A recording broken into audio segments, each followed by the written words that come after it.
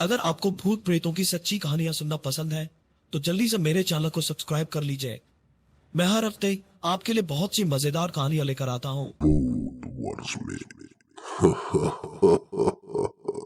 कहते हैं कि वो फैक्ट्री अंग्रेजों के जमाने की कोई मिल थी। यहां किसी जमाने में बड़े जुल्मों के बाद ताला लगा दिया गया और फिर हमेशा से ही वहां ताला लगा रह गया। जहां इंसान को इंसान न समझा जाए वहां इंसान तो क्या जानवर भी नहीं रहते, या यूं कह लीजिए कुछ भी ऐसा जो जिंदा हो वो वहां रहना नहीं चाहता। इसी फैक्ट्री का इस्तेमाल करके कुछ फिल्म स्टूडेंट्स एक नई तरह की डॉक्यूमेंट्री बनाने वहां पहुंचे। रात का वक्त था, खूब अंधेरा, सिर्फ झिंगरों की आवाज और रह रह के आसपास के पानी के पोखरों से आती बरसाती जानवरों की आवाज। मिल के पीछे ही एक बहुत बड़ा जंगल था जहां से रात के इस पहर सियारों की आवाजें भी आ रही थी।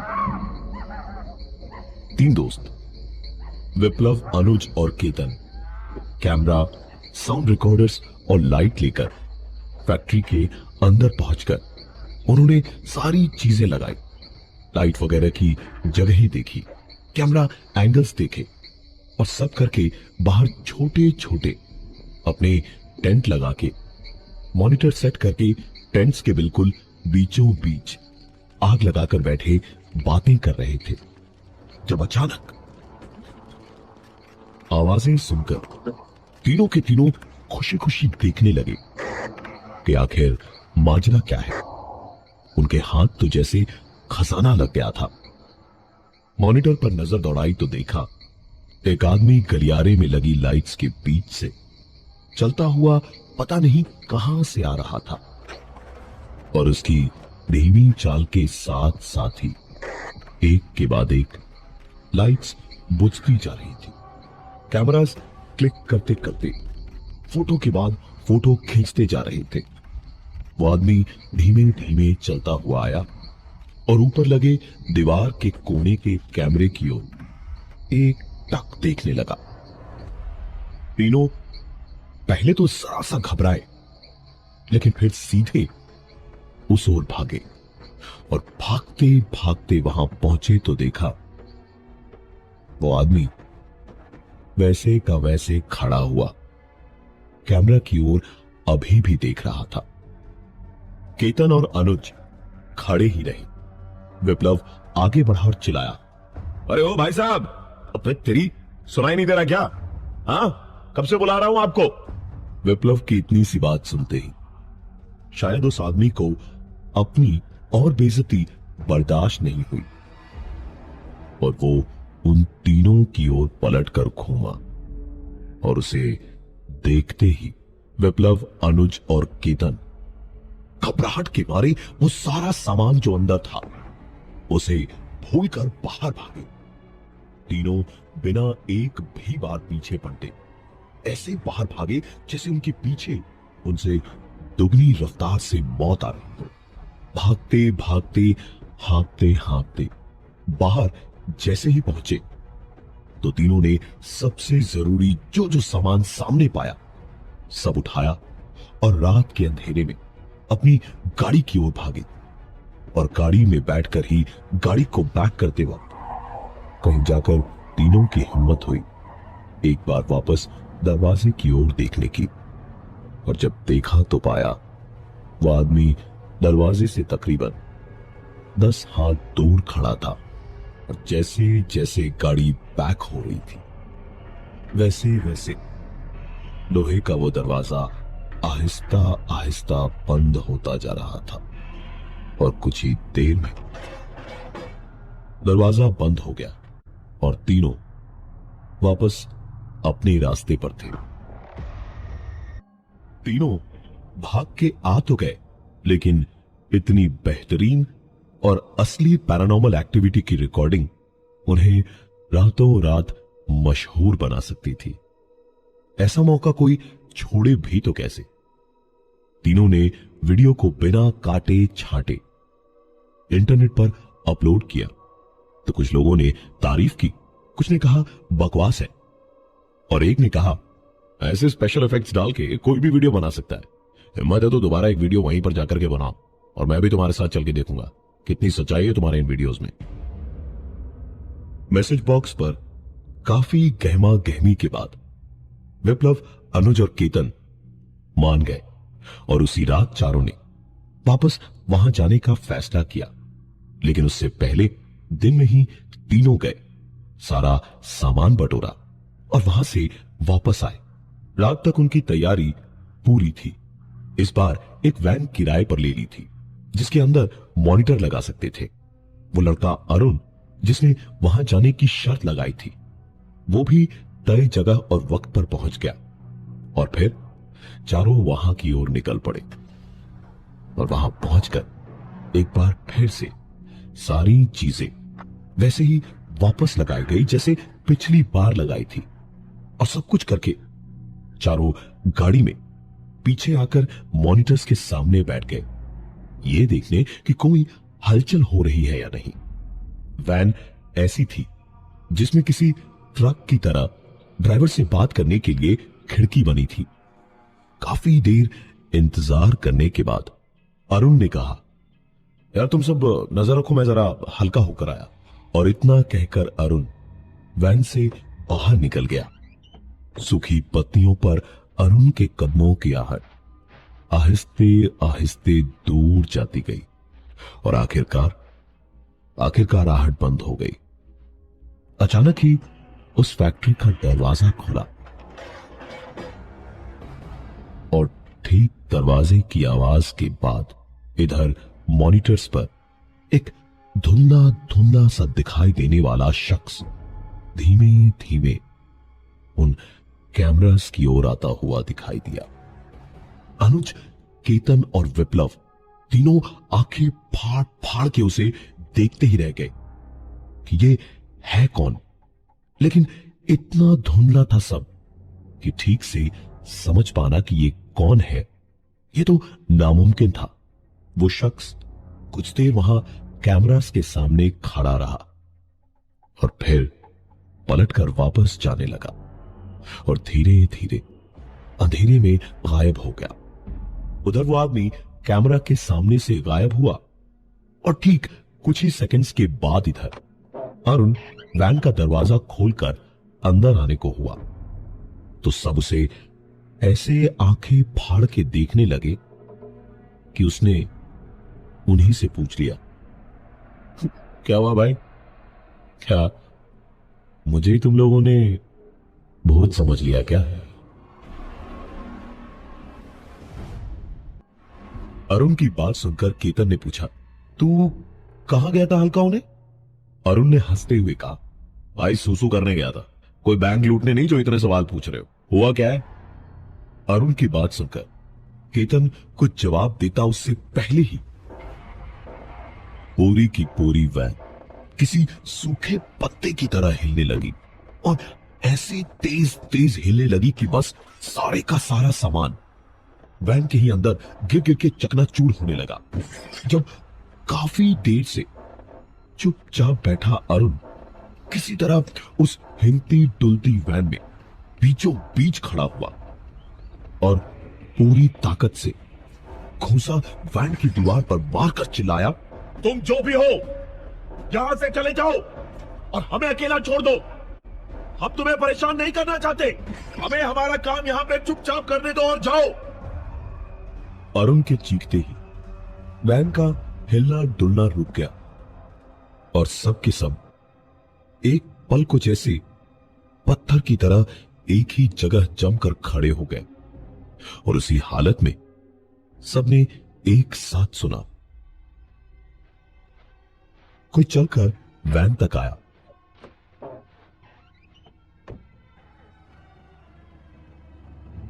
वैन का दरवाजा खोलकर उसमें बैठा और वैन स्टार्ट करके वैन चला दी और वैन धीमे धीमे आगे बढ़ने लगी।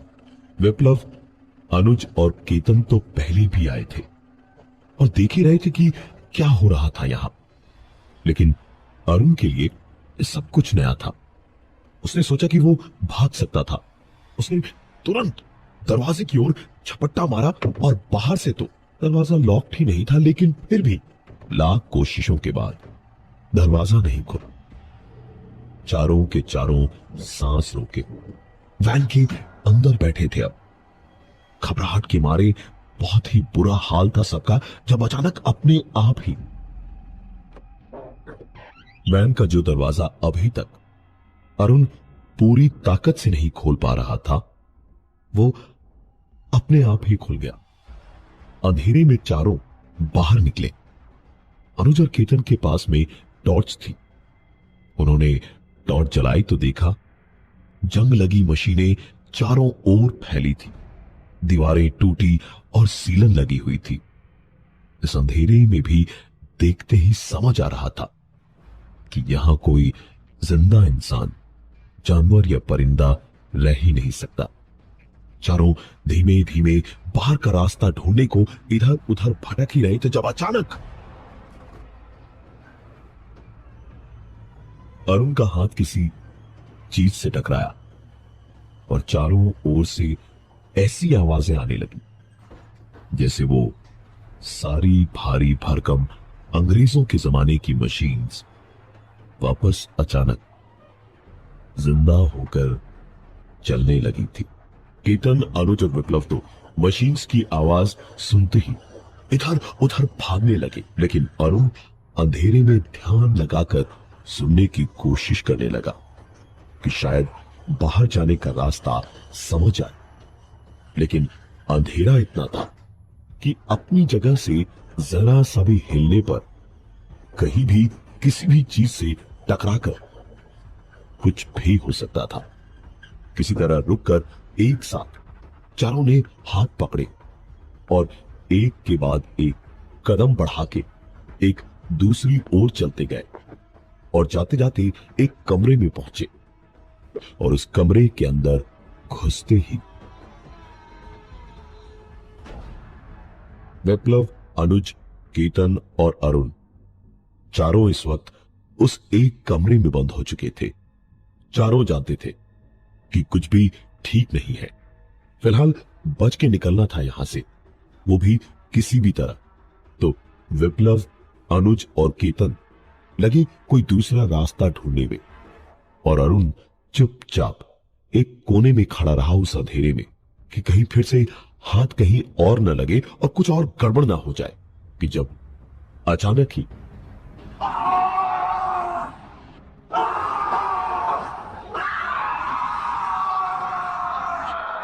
अरुण को किसी ने पैर से पकड़कर घसीट लिया और पूरे कमरे में घसीटता रहा।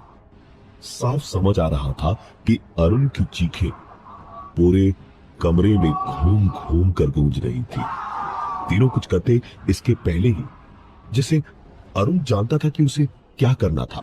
उसकी चीखें वैसे ही तेज रही, लेकिन वो चीखता हुआ अब कह रहा था, दीनदयाल जी, मुझे बचाइए दीनदयाल जी, मैं जानता हूँ आप यहीं कहीं हैं, मुझे बचाइए, बचा लीजिए मुझे। और अरुण के ऐसे चीखते ही अचानक अब अरुण के कमरे में घसीटा जाना रुक गया और धीमे धीमे जैसे अरुण को किसी ने गर्दन से पकड़कर ऊपर उठाया और अपने काफी करीब लाया। वो भारी भारी सांसें और उनको साफ साफ सुनाई दे रही थी और करीब आते आते अब सांसें उसके चेहरे पर पड़ने लगी। तो अरुण ने अपनी आंखों के सामने दो चमकती हुई अजीब सी आंखें देखी, लेकिन अपना डर, अपनी चीखें सब दबा गया। सारा खौफ पी गया वो अपना और चुपचाप रहा। और ठीक उसी वक्त उनके उस कमरे का दरवाजा खुल गया। बाहर जहां कुछ देर पहले इतना अंधेरा था, वहां से बहुत हल्की सी रोशनी कमरे के अंदर दिखाई देने लगी। उसी रोशनी को देखते देखते उसके पीछे पीछे विप्लव, अनुज और केतन चलते हुए पहुंचे और वहां पहुंचकर देखा कि पूरे कमरे में एक पीली सी रोशनी है जो एक लालटेन से आ रही थी और एक काफी उम्र दराज आदमी कुर्ता और धोती पहने लालटेन के पास बैठा था। बदन पर उसकी शॉल थी और नजर उसी लालटेन की लौ पर अटकी हुई थी। अरुण पीछे पीछे आकर कमरे के बाहर ही रुक गया था। उसमें अब इतनी हिम्मत ही नहीं थी कि उस कमरे के अंदर जाता। केतन ने आगे बढ़कर उससे पूछा, बाबा यहां से बाहर कैसे निकले? हम गलती से यहां फंस गए हैं, आप हमारी मदद कर दीजिए ना।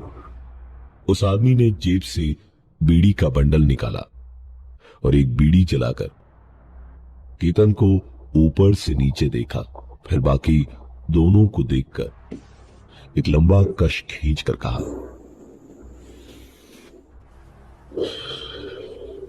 यहां के कुछ कायदे कानून है जो अंग्रेजों ने बनाए थे। एक बार सवेरे दरवाजा बंद हुआ और मजदूर अंदर आए। उसके बाद रात भर जो रहते थे उन पर काफी जुल्म होते थे और फिर सवेरे वो चले जाते और दूसरे मजदूर आ जाते।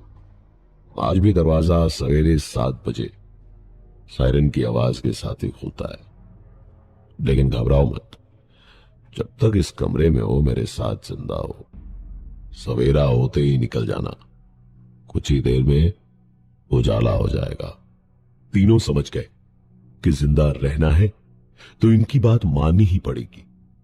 किसी तरह मनाकर अरुण को भी अंदर ले आए। चुपचाप एक कोने में वो आदमी रह रहकर खांसता हुआ बैठा रहा और ये चारों एक कोने में दूसरी ओर बैठे रहे। कुछ देर में ही वो आदमी उठा और कमरे से बाहर जाने लगा। तो विप्लव ने कहा, अरे कहां चले बाबा? वो आदमी रुका लेकिन पलटा नहीं और ऐसे ही बोला, घर वापस जाना चाहते हो ना? चलो मैं दरवाजा पार करा देता हूं। चारों चुपचाप सर झुकाए उसके पीछे पीछे हो लिए और दरवाजा खोलकर उस आदमी ने चारों को बाहर भेजा और दरवाजा बंद करने लगा। तो अनुज ने हिम्मत करके पूछा, बाबा आपका नाम तो बताइए। ये पूछने के बाद ही सबकी आंखें फटी की फटी रह गई क्योंकि दरवाजा अपने आप बंद होता जा रहा था और वो आदमी दरवाजे से दूर ही खड़े खड़े बोला, मेरा नाम दीनदयाल है, अरुण का परदादा हूं। मरने के बाद भी 70 सालों से यहां की चौकीदारी कर रहा हूं।